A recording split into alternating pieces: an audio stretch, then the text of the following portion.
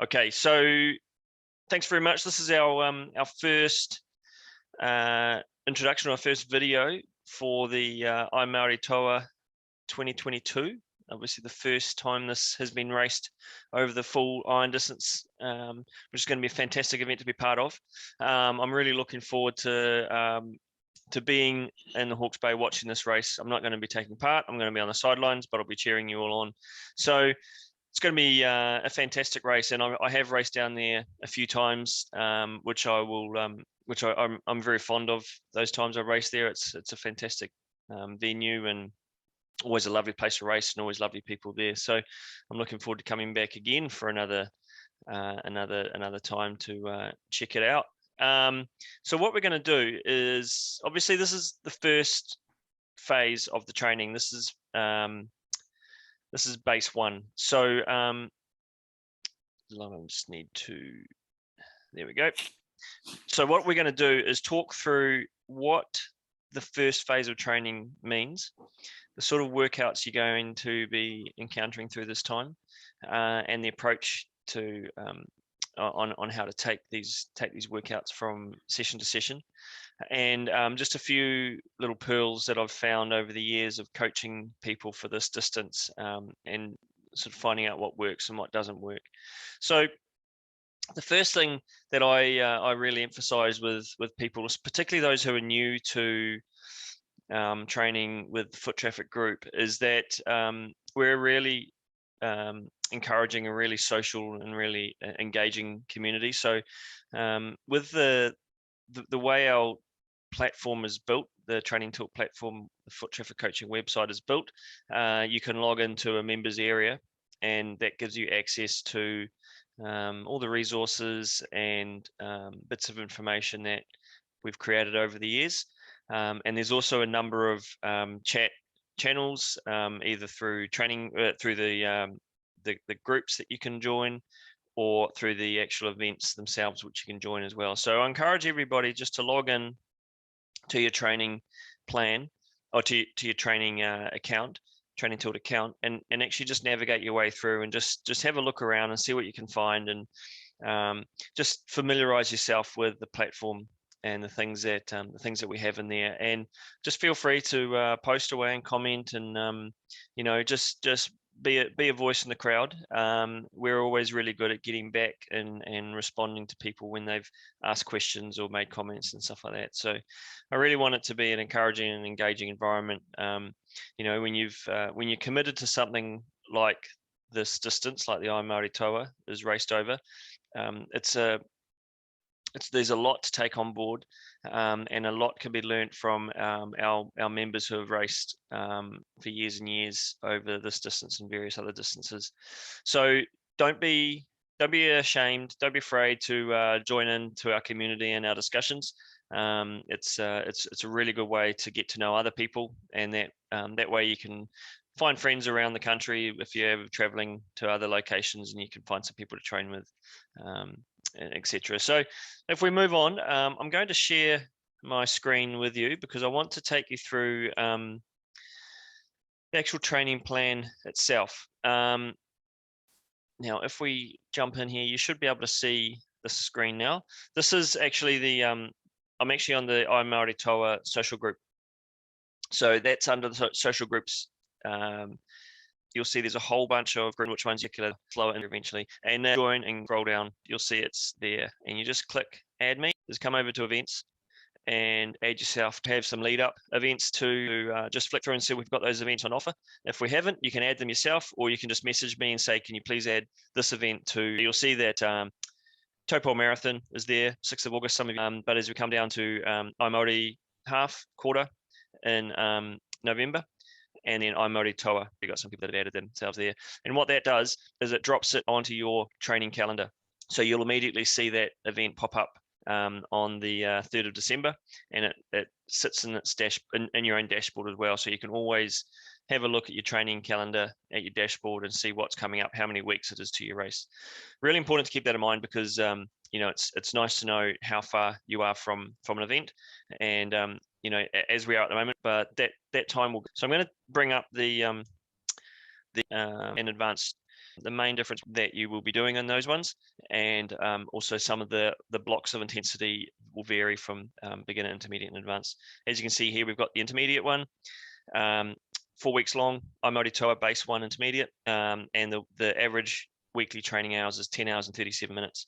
Distribution being about 50% of it is cycling, and about 25% of it is running, and about the same again with swimming. So you can see it's a really gradual introduction to running, but cycling will come into it fairly quickly. The main reason behind that is because cycling is one of those sports which takes a long time to develop the aerobic endurance, and you can learn a lot from spending a lot of time on the bicycle, and also with the distance that you'll be racing on.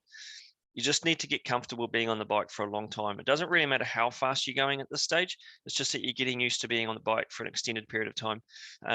On event day, a lot of the time, surprisingly, does go pretty quickly. So the training sessions will actually feel a little bit more challenging than the actual event itself, just by the fact that a lot of them are done in your own. And particularly this time of year, we're getting through some reasonably average weather. But I just want people to understand that it's not about how fast you're going, how far you're covering on the road at this stage. It's more about just getting on the bike, finding what's comfortable for you, and then just ticking over the miles.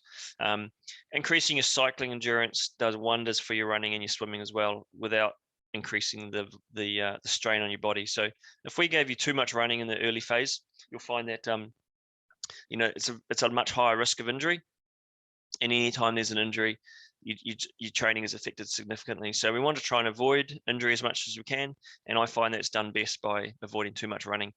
So if I check this calendar, we can look a little bit. You've all been able to add this training plan to your calendar. You should have received some emails by now that will have given some instructions on how to do that. Obviously, the training plan starts on Monday, the 20th of, and it's a bit of a cracker week. It's a good one. So what I want you to be able to do is just understand that what I found works best for most people. But in saying that, it doesn't always mean that it works with your own schedule. So you may have to move some of the sessions around the calendar just to make sure that it fits with your own family work schedules. So don't be afraid to pick and drag. It's just simple. You just click and move that workout to where you want it to go. Couple of little rules I'll just ask people to be aware of with this is I don't want you to add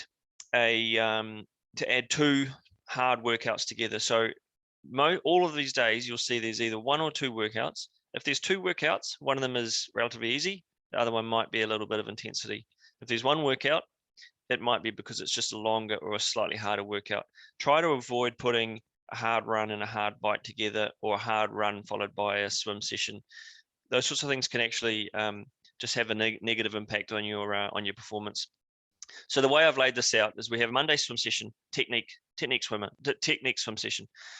Hopefully you've all got access to a good public pool. I have written this plan in terms of 50 meters. So it could be 2 lengths of a 25-meter pool or 1 length of a 50. It's very, very easy just to modify this to suit a 33-meter pool, because some of you may not have access to the other distances. And that really doesn't make a big difference. It might change the total distance that you swim, maybe slightly over, slightly under, but just feel free to swap out the 50 meters for either 33 meters or 66 meters, depending on what level of swimmer you're at. If you're really starting out, then I would suggest keeping on the lower end of it. If you're quite a competent swimmer, then there's no harm in making 50 meters a 66 meter, so 2 lengths of a 33-meter pool. So you can see we start out with a little bit of a warm-up.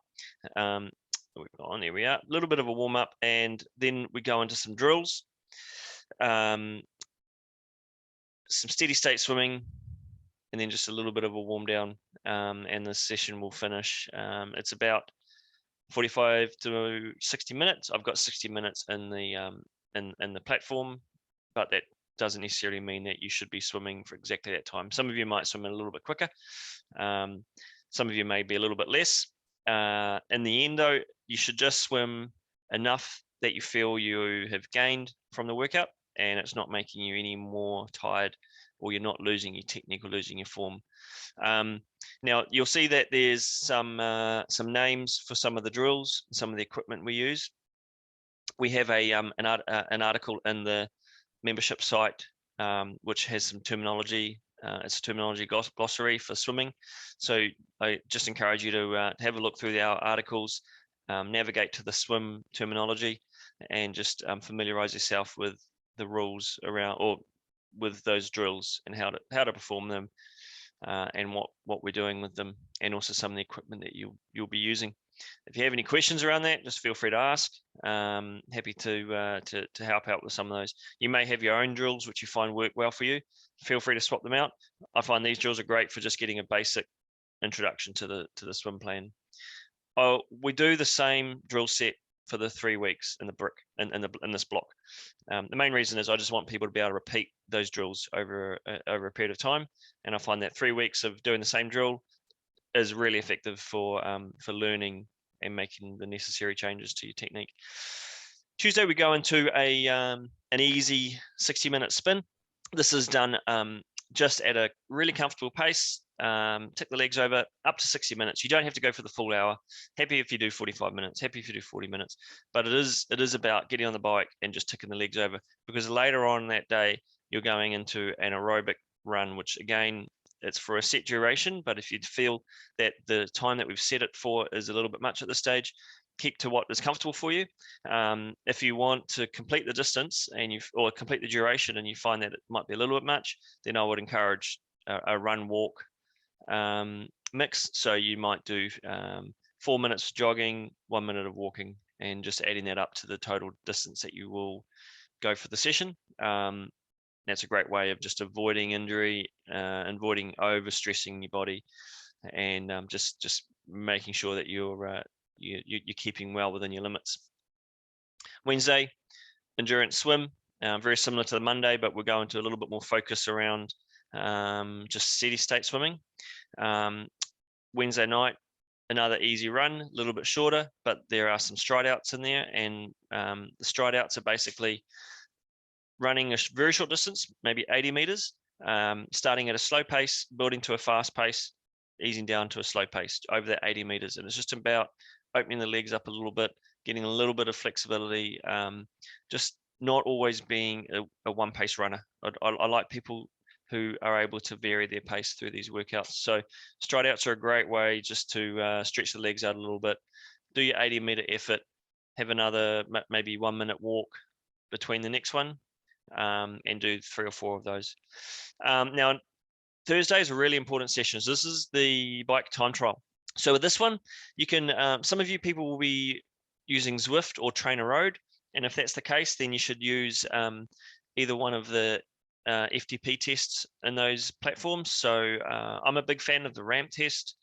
I find it gets exactly what I need out of it. And it's not a hugely stressful session. But you get the information you need in finding your threshold. Some people might prefer the 20-minute FTP test. Absolutely fine. It's whichever works best for you. But the value that you find, or that it gives you as your functional threshold power, you can then add to your training zones in your calendar. If you come up in your member settings, so if you come up to your name on the right-hand side, you can click down and you'll go to training zones. I won't show on this one because this is actually my administration login, so it doesn't have training zones on there, but you can add your functional threshold power, and we have a calculator in there which will help you to calculate what your threshold is and what your training zones will be. That will help you determine how the workouts go from there on. If you don't use Zwift or Sectional Road, no problem at all. I always tell people that if we do a test, we need to do it on the same location, the same surface, the same course each time. So what I would ask you to do is find a section of road that's 20 minutes long, where you can ride at close to your best effort for that duration. And if you're using a heart rate monitor, you can measure your heart rate for that and enter the average heart rate for that 20-kilometer stretch into the training zones. If you don't have a heart rate monitor, just see how far you cover over the 20 minutes. And that way, when you come back to test in a few weeks' time, in a few months' time, you can do the same course, know exactly where you started and finished for this first 20-minute test, and compare how you go next time. Hopefully the conditions will be pretty similar, and you should find that there's a little bit of an improvement. And then the Friday workout is a what we call a CSS test for the swimming, and it's a critical swim speed. All we need you to do is swim a 200 meter, a 400 meter time trial, 400 meters all out, whether it's a 50 meter pool, 33 meter pool, or a 25 meter pool, 400 meters. Don't worry about how long it takes you. Don't worry if you need to stop and have a breather every couple of laps for a few seconds or so. How long it takes you to swim that 400 meters is really important. And then do the 200 meter in the after you've had a little bit of a break from the 400. Now, if you head to the link that is posted in that workout, in the workout notes, that will take you to a calculator to calculate your critical swim speed, and that's really useful for when we retest you later on. You can see how your improvements have gone. And that critical swim speed will be a pace that we use at a later stage for some of your workouts. Saturday cycle session. It's a long endurance ride. Again, I've set a duration for these. If you don't get to that duration, no problem at all. Do what you find is comfortable for you now, but I want you to find a way to increase the distance or to increase your time over the next few weeks to hopefully get to the duration that we've set for the training plan. The reason why a lot of people find that they fall short on this sort of workout is they go too hard at the start, run out of gas, can't finish the workout in the end because they've basically run out of energy. A really good way to do that is to start at a slightly easier pace than you would expect to be at, and as you go through the workout, you can just absorb strain from that session, and if you feel like it, you can push a little bit harder at the end. I wouldn't suggest that it's necessary to do that.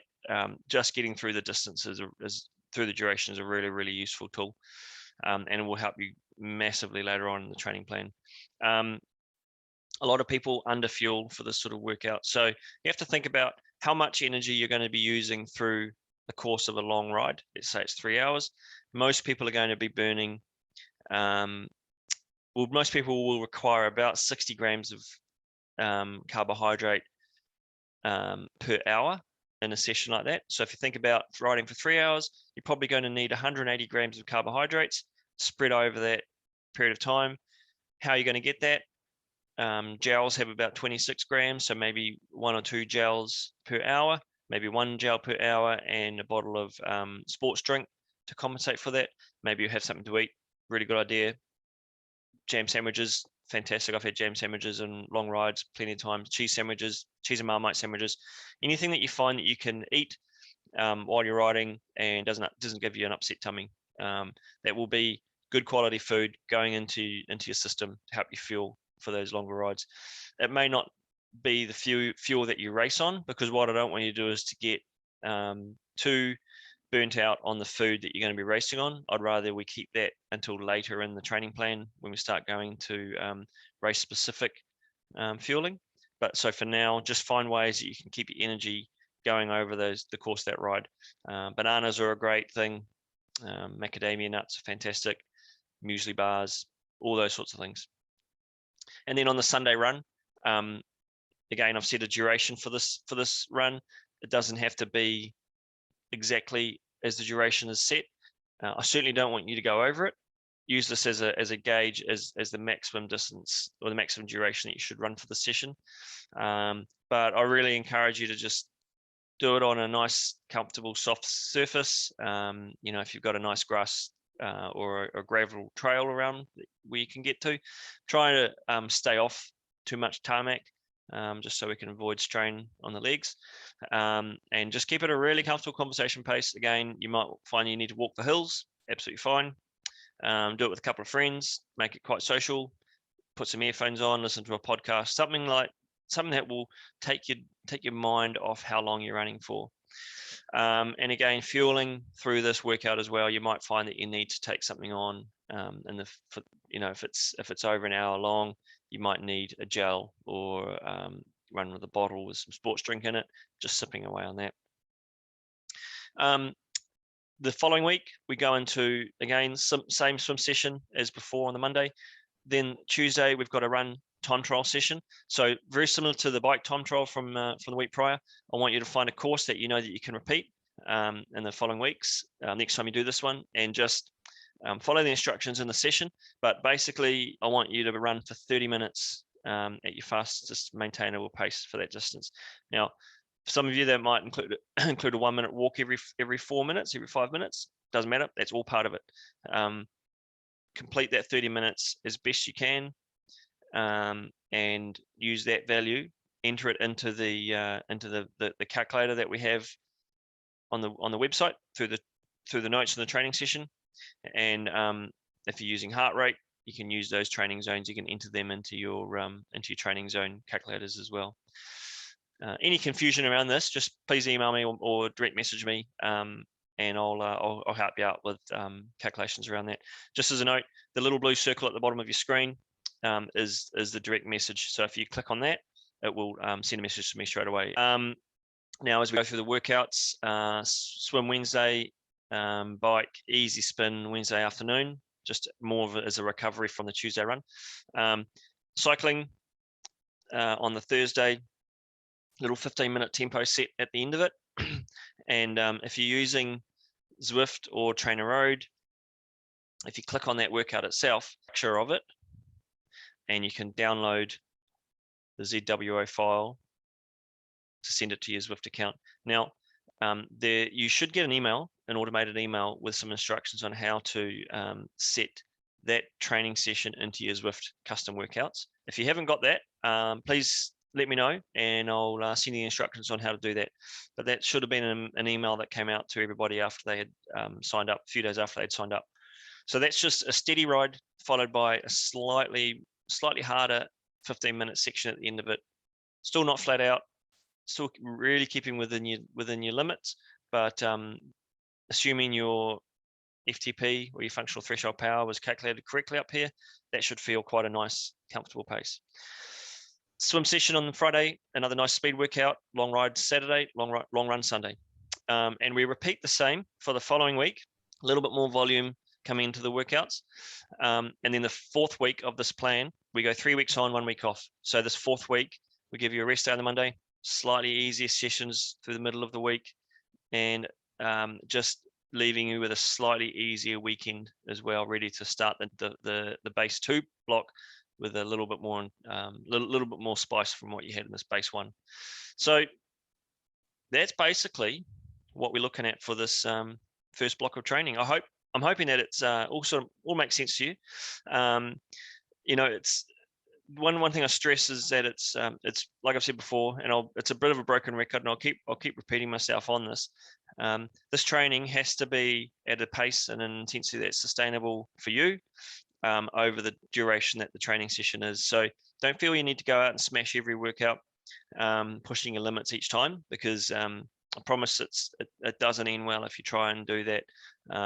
Even the very, very higher end, more competent athletes will understand that as well, and they spend a lot of time in that really easy, comfortable zone, and they know that when the harder workouts come, they push the limits then. But if it's just a standard easy workout, then they make sure that's nice and easy. The other thing to keep in mind is that obviously we're coming into a little bit of coming into winter, so where possible, using indoor trainer, if you have one, is great, because obviously staying warm and dry, avoiding any bad weather, avoiding any late nights or early mornings on the road if it's dangerous. But if you do find yourself on the road, make sure you've got plenty of good quality lights, really good warm clothing. I find that cycling in poor weather isn't great. It's not a lot of fun, but if you've got a really, really good quality winter cycling gloves, leg warmers, jacket, and a nice warm beanie under your helmet, then it makes a massive difference. So make sure if you do go out that you've got the right equipment, and it makes it a lot more enjoyable. Hopefully we've sort of covered everything off there. If you have any questions, I do encourage you to just get in touch with me. I'm looking forward to sort of seeing how everybody goes through this initial phase, because as we get into the next one, things will be stepping up a little bit. But I don't want you to feel if you've missed a workout in this first phase that it's something you need to catch up on. You know, missing 1 or 2 sessions in this block doesn't make a huge difference to the bigger picture. So don't be afraid to take a day off if you need to. Just because there's a training session in that day doesn't mean you always have to go and do it if you really don't feel like you're up for it. So look after yourselves. You got any questions, Christine? Is that covered off everything you can think of? Mostly, yeah. Thank you. It's really awesome to hear. I do have one question. I've been really enjoying strength training in this off season, and I was wondering, is there a place to sort of slot it in if I wanted to do sort of 2 sessions a week? I know a lot of the sessions actually incorporate strength training by using paddles and things like that. But if I wanted to do just a few sort of strength sessions, are there better places to pop it in, or? Yeah, Monday or Friday, I would recommend. The swimming days, yeah. Yeah. So yeah, you're right. There are some strength. There's a lot of strength focus within this plan itself. So the workouts that you will do in the gym might be more activation, connecting body movements with under a bit of load, rather than actually trying to build muscle bulk, because you'll get a lot of that from the workouts anyway. But I find the activation, core strength is really, really useful. And obviously, if you have got an injury, or you have had a tendency to have an injury over a period of time, then maybe identifying which body part or which muscle that might be, and finding out ways to strengthen that individual muscle is really useful as well. So we have some core and some really general strength exercises in the membership site under workouts. If you look down the left-hand column, you'll find them under workouts, and just flick through and have a look at the various types of PDF downloadable PDFs that you can follow just for some of those sessions if you don't have too much understanding of the sort of workouts that you can do. But yeah, I would avoid them on run days and sort of heavier bike days, but definitely swim days you can do it. Okay, cool. Thank you. Cool.